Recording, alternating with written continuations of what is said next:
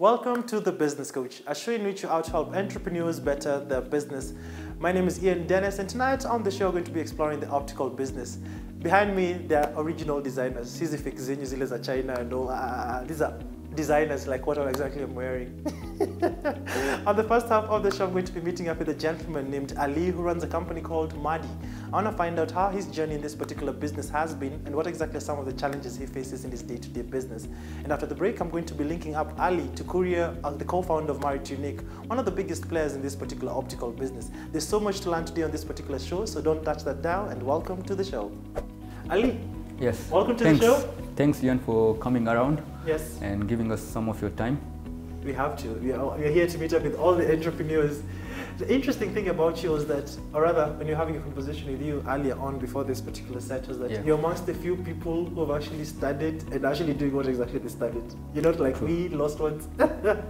How is it for you? What exactly? Tell me through your journey. Well, I started wearing glasses when I was about 10 years old. And the next 5 to 6 years, I used to visit a lot of opticians and, keep on changing my frames and lenses due to maybe breakages or falling down or, And in 2004, when I was doing my high school, a few universities came around to our school in Mombasa. You studied here in Kenya? In Mombasa, yeah. And they were going through some courses, and optician was one of them. And luckily, it happened that my aunt used to be living in the UK.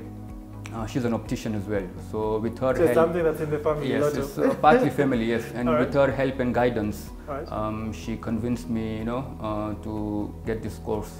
And 2004, that's when I landed in the UK and started doing my optician course. How long was the course? The course was about 4 years and 1 year internship, so a total of 5 years. Wow. Yeah, and my goodness, that's a long time. Yeah, a long time, yes. But it was interesting. You learn the anatomy of the eye and how the eye works, and so yeah, it was interesting, and that's how I got into it. And what did you specialize in?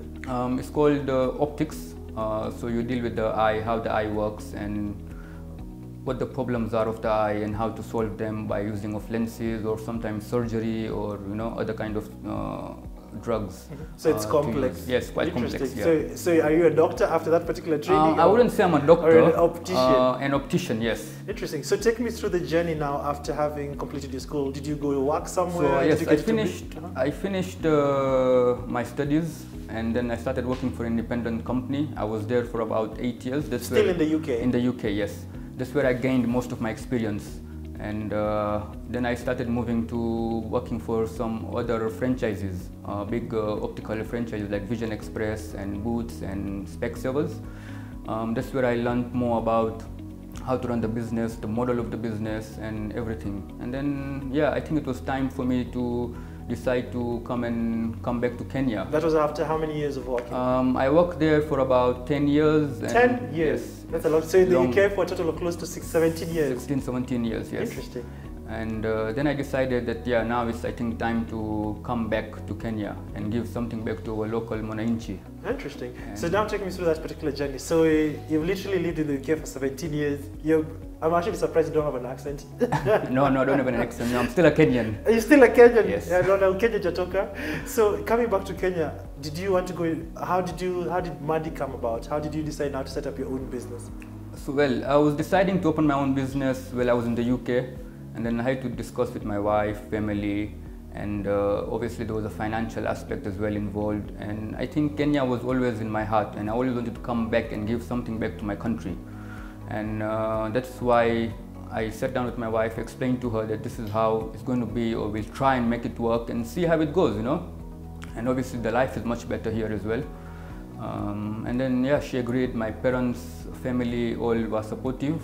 And we decided to come down. Well, actually I came down first to see how we can work things around. And actually my wife and my son lived in Mombasa with her parents, while I juggle things up here and see how I can make things work. There are a lot of things when opening a business in terms of financial, location, getting the equipment sourced. Interesting. So now take me through that particular process. Why did you decide to set up where you are, and how exactly was the process of you now sourcing for capital? Because I know it's not cheap. Yes. It's not. So first was the location. I had to get the right location, get my figures in place in terms of rent, salaries, and that kind of stuff. That will give me an overall budget on what I need to look for. So I did roam around Nairobi quite a lot for about at least 18 months. Wow, looking for location. Looking for locations, visiting different types of malls, shopping malls, going to town, and this AdLife Plaza was the one which ticked all the boxes in terms of size of space, rent. The management was very supportive as well when I was setting up, and they are still. In terms of financial resources, it was quite difficult. I did speak to my family, friends, and they helped me up a bit. Then I had an investor and taking some bank loan, and that's how I managed to get the large chunk of capital required.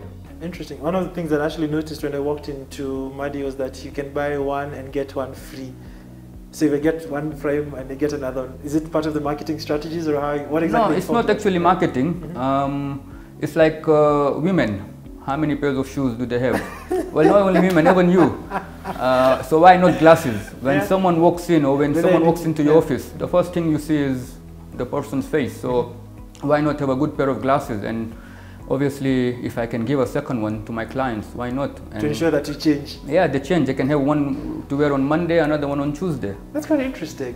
And now being in this business for, I think it's over a year right now, what exactly are some of the challenges you've been experiencing in the day-to-day running of this business?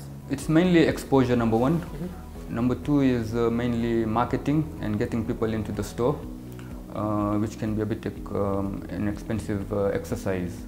The other main challenge was getting credit from suppliers. Being a new business, they don't feel very comfortable in giving you goods over a long period of time without getting something back in return. So I think that's when one of the challenges. Also, everything you have to pay in cash. Yes.